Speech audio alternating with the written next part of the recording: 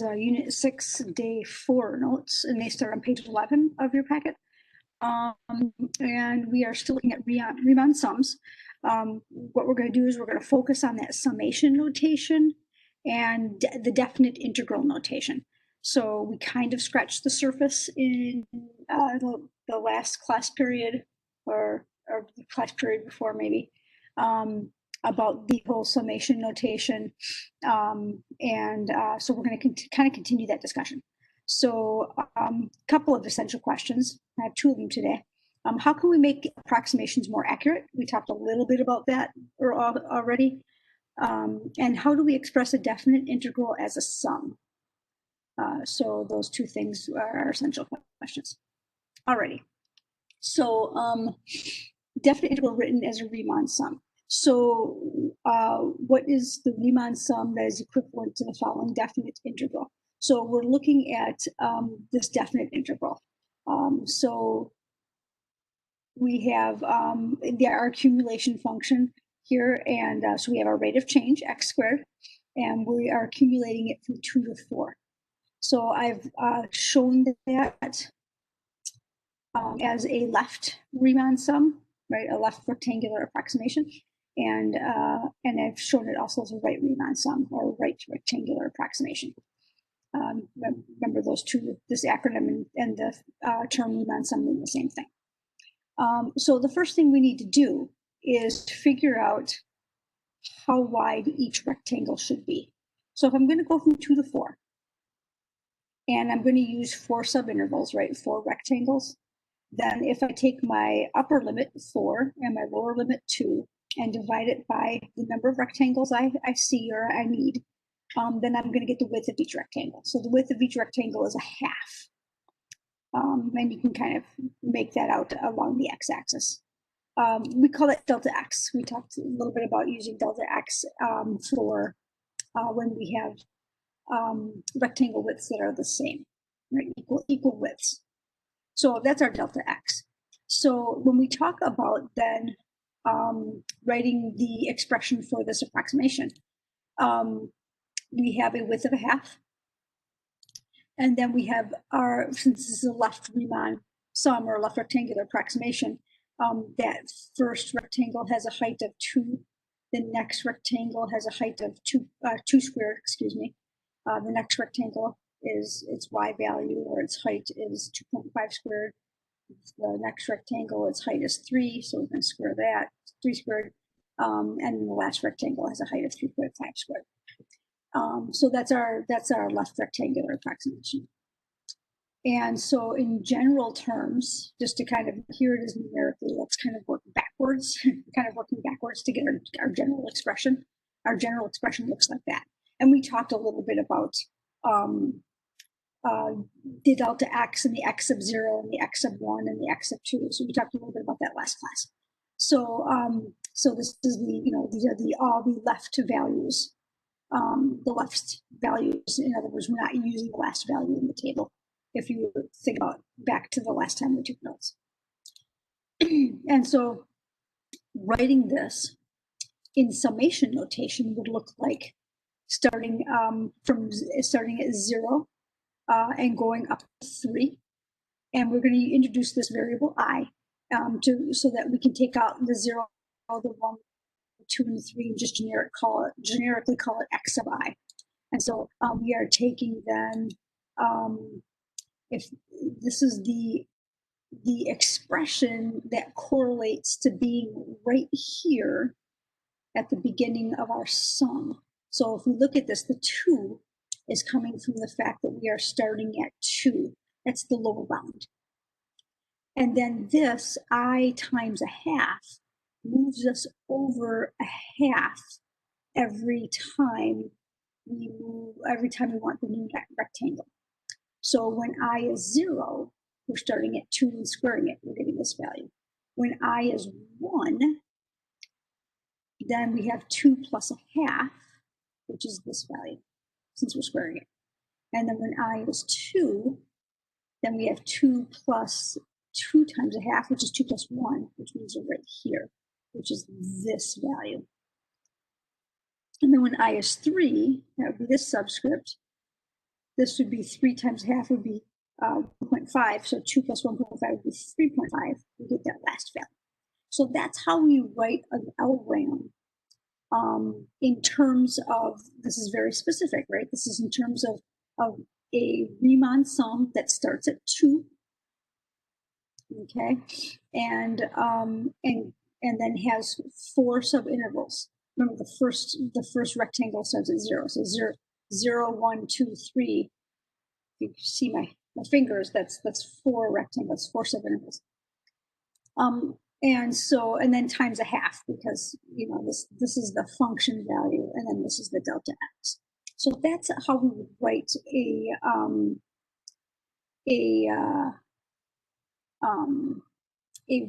Riemann sum in summation notation. So this summation notation then is attached to this, is to identify this definite integral. So when we look at the connections between this and this, what we see is we see the lower bound that starts at 2, and that represents the lower bound. We see the function here, x squared, okay, and then we see that the dx is the delta x, as the half. That's that width of that rectangle. So let's take a look at an RRAM. Let's take a look at how that might look a little different. So the RRAM, we know we don't use the first point. We start 1 point in. So we start at 2.5, and then we use squared, and then we go over to 3. We use that and square it. And 3.5, we use that and square it. Do this rectangle, and then 4, the last point, is now coming into play because it's on the right-hand side of the rectangle, and then we square that. So looking at this then, it's the same notation. Half is the delta x, and then we're using f at x sub 1, and x sub 2, x sub 3, and x sub 4. And if you recall from the last class, our right Riemann sums or right rectangular approximations, they don't use the first point in the table, and they use all the rest. So that is our I think there should be an A here. It's probably going to pop up eventually. So the area for a right rectangular approximation, then in summation notation, we're gonna have our I start at 1 and go to 4. So this looks a little more like what you see in terms of this is a little more common, I guess, and this is what we're looking for. And here's our function. Our function is x squared, and what are we going to square? Well, we're going to start. We're doing the same thing, right? Our shape is starting at 2, and then since this is 4, we're going to end up adding 2 more to get to the other side of 4, and then our dx is a half. So if you notice the interior here, the f of x dx ends up being the same. What changes is the notation out here on the summation part of the notation. Okay, this isn't in your notes, but be an active thinker here as I kind of give you some questions to think about. So I've got, if you look at this, I've got a left. This first picture here is an LRAM, right? Left rectangular approximation. This picture here is an MRAM, middle rectangular approximation, and this is an RRAM, a right rectangular approximation. So of those 3, which one's the accurate? Pause the video, think about that, and come up with an answer. Okay, welcome back. So looking at this, I think it's pretty evident that the MRAM probably is most accurate. It's got, it fills in the spaces the best. It compensates, like this space compensates for this overlap. And so, and of course, these two don't really compensate well, but that's because we're also looking at a function that both increases and decreases. So we know that that kind of introduces some issues also with approximations that we discussed that just a little bit in the last class. And of course, the gaps are much bigger here. So this is definitely the most accurate. So what else can we do to make these things more accurate? Kind of pause the video and think about what else we could do. Okay, so we're back now, and hopefully we've got some ideas of what else we could do to make this more accurate. Certainly a trapezoid gram would make this more accurate. But this is another thing that we can do. I'm going to go ahead and animate this.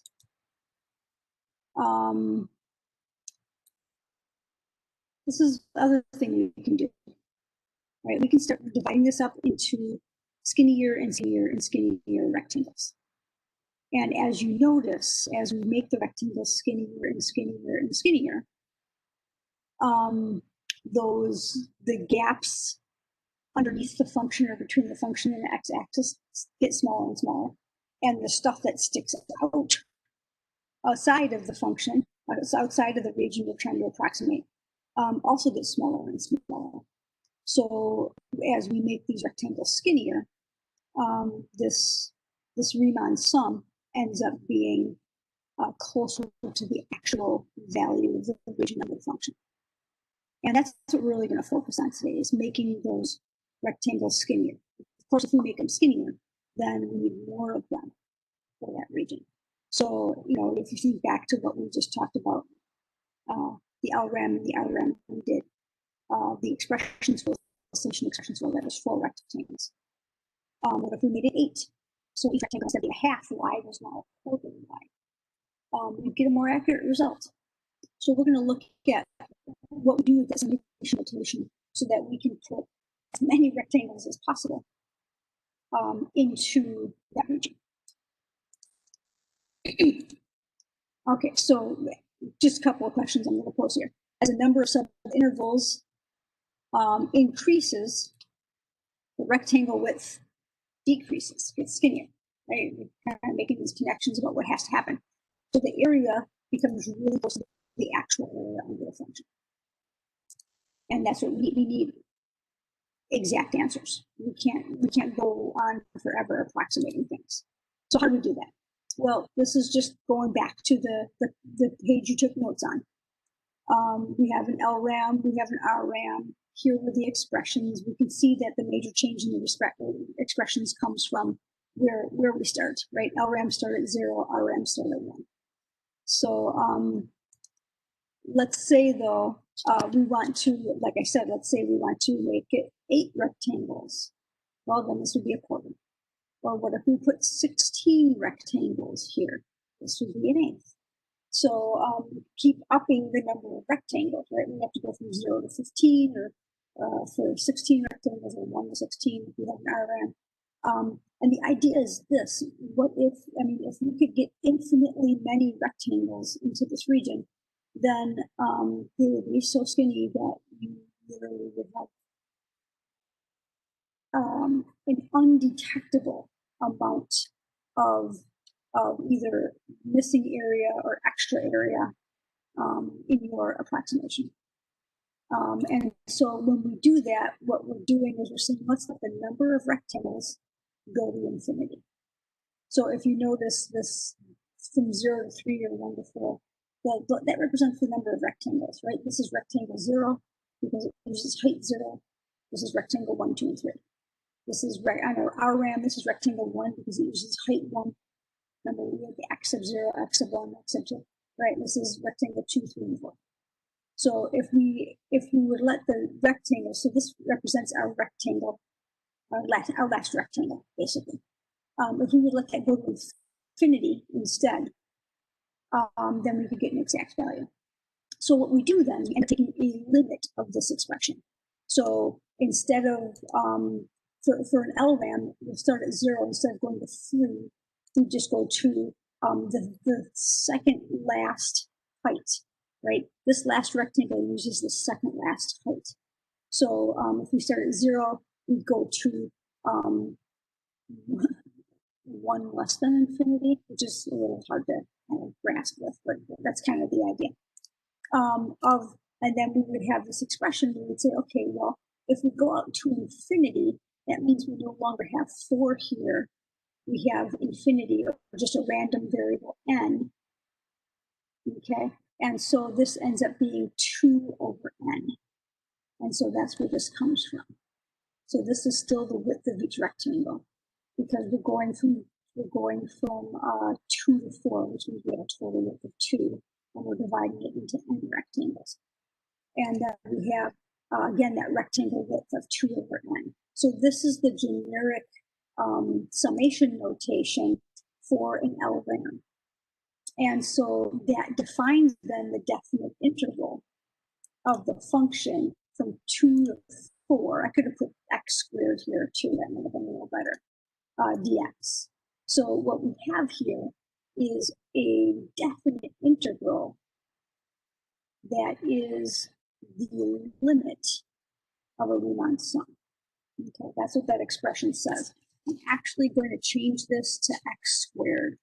I think that would be much more accurate here. So let me do that.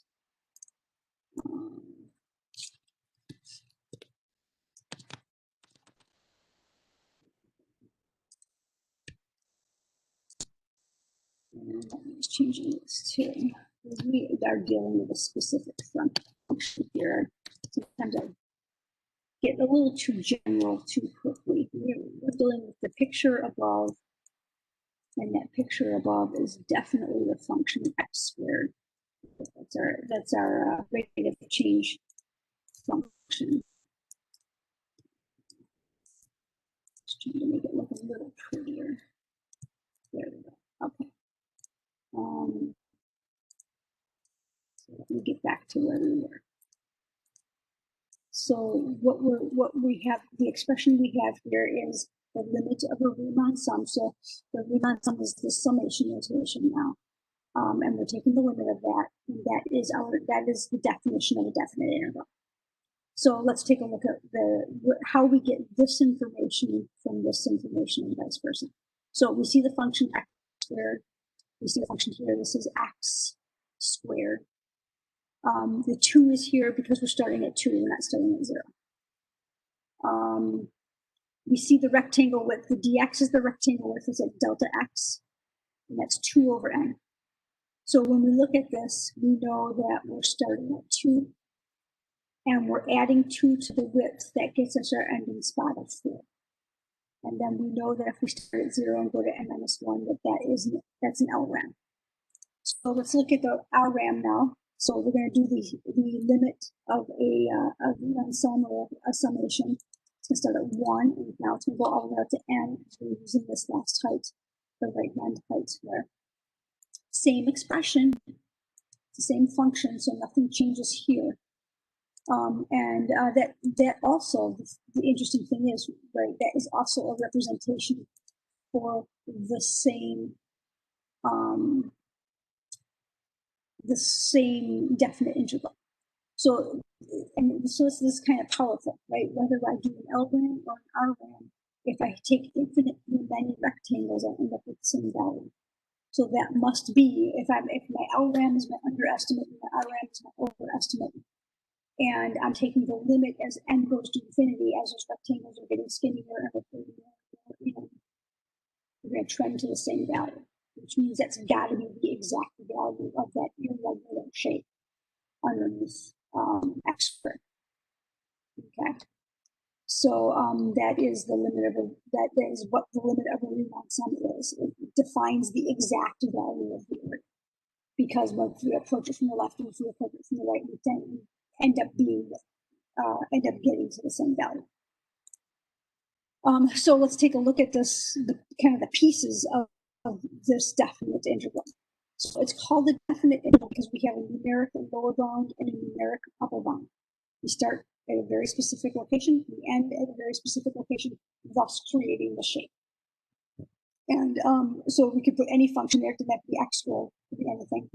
We've done rectangles, or we've done triangles, linear functions that we can find the exact areas of.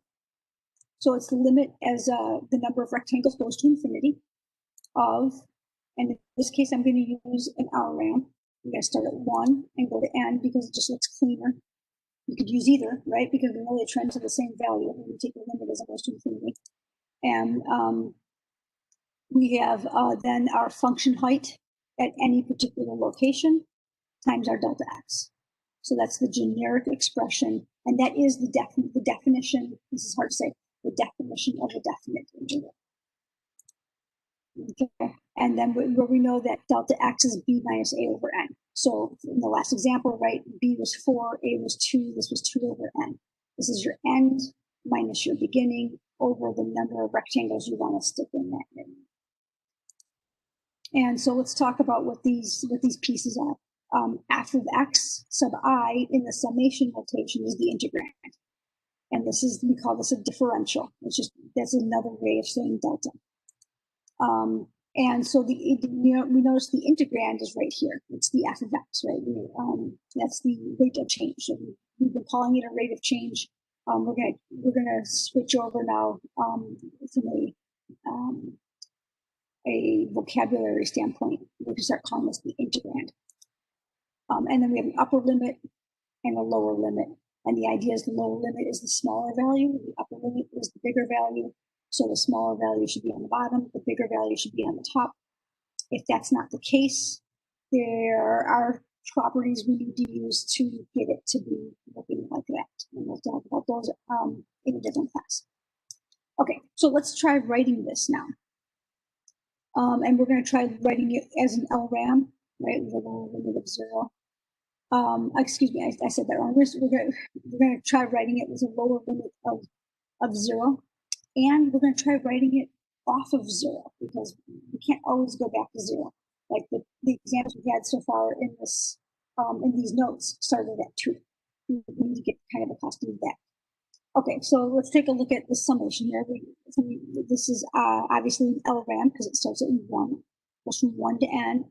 9x squared x of I squared minus 2, and then over 2, and then the delta x is 2 over n. Okay, so we know that delta x is 2 over n, and we know that that is b minus a over n. So b minus a is 2. So we know if we have a lower limit of 2, so here's my integrand, right? So we're going to put the integrand right in there. We're just going to drop the I, no, the subscript. We know this becomes the delta x. If we have a lower limit of 0, then this is going to tell us we have an upper limit of 2. Okay, so that's how we write the definite integral that goes along with this summation notation. Now, what if we wanted a lower limit of 1? Well, that means we're moving it over to the right 1. And if you remember from Algebra 2 and pre-calculus, we have to shift then that function over 1. And the way we shift it 1 to the right is wherever we see an x, we put x minus 1. So we'd have to adjust the expression to have x minus 1 quantity squared minus 2 dx, and then we can start at 1, and then we know we have a total width of 2, so we end at 3.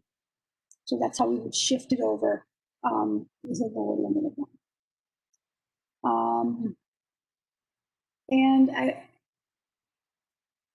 So basically, I'm just looking at the table down here, and I'm looking at this title here, shift 3 units to the left. So I could have almost called this up here, shift 1 unit to the right.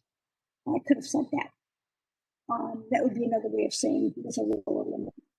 Okay, and I just wanted to put that in context of this one. So let's try reversing that process. Here's our definite integral. We start at 3, we go to 8. So we know we have a width of 5. And here's our function, it's cubic. And I want to write it in a Riemann sum. I want to write it as a Riemann sum, as a limit of a Riemann sum. Okay, so like I said, our width is 5, and it's 5 delta x 5 over n. We're going to put n rectangles from 3 to 8, and so we're going to take a limit as n goes to infinity with Riemann sum, and we're going to do a right Riemann sum. I think we're going to start at I equals 1 to n. Writing right Riemann sums is more common than writing left Riemann sums. We like to go from 1 to n instead of 0 to n minus 1. It's just cleaner looking. But we know they lead to the same values because it's a limit. So that's why we tend to use the right Riemann sum more than the left Riemann sum. Okay, so here's our integrand. We're going to stick that right in here with the subscript I because we're writing in summation notation. And then we got to get our width out here, which is 5 over n. And so that is the summation notation. shifting this 3 units to the left. So think about that. If instead of at 3 to 8 now, if we're shifting it 3 units to the left, we're starting at 0. Okay, so that means 3 units to the left would be adding 3, right? Because when we shift to the left, we add 3. When we slide to the right, we subtract 3. So now we're shifting it to the left. So we are adding 3 to this expression. So this becomes just x. So it's 2x to the cube. I didn't need brackets there, but I just put it there. dx. And now we're going to go from 0 to 5. And so if in order to shift 3 units to the left, if you notice, I had to rewrite I'm not good at jumping 3 units to the left right into summation notation. I had to write the definite integral first. So now I'm going to write the summation notation. So that's the limit as n goes to infinity from 1 to n. And this is going to be a subscript I, but that's going to go right in there. And then we still have that width of 5 over n. So that's what the summation notation looks like with the shift. Okay, when we get back into the classroom, we'll work on more of these summation expressions through our topic questions.